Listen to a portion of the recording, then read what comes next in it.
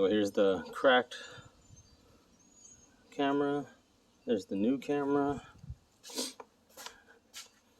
Here's the different areas that you need to take off the airbox, which I did.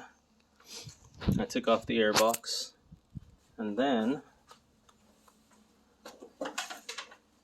what you need to do, you need to take the airbox off. You need to get into this area down here. Get yourself one of these lights, and it's a little cable that was there.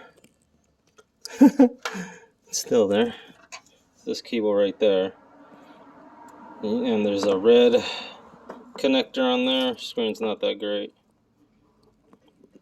and you have to take that, disconnect the camera pigtail from that, sneak it back through here, and what I did is right here where it connects back here, I had to use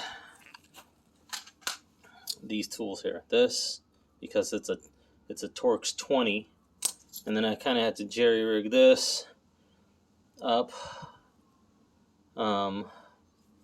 It's a ratcheting wrench. This is also a ratcheting wrench. The depth is different on there, and it will have to be. These are the screws. I don't know why the heck they decided to use Torx screws behind there.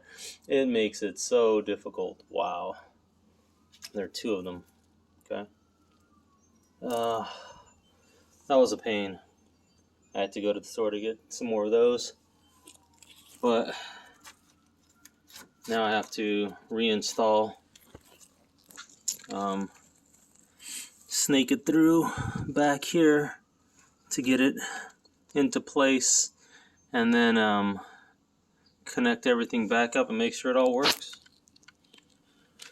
But yeah, so basically I have to unscrew the two here.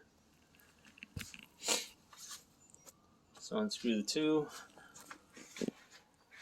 take the air box out.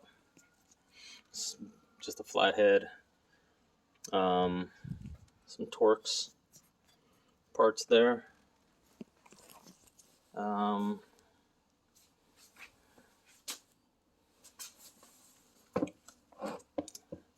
They should just pop into place. I think these actually should just stay in place and pop in and pop off, meaning push the airbox on, push the airbox off.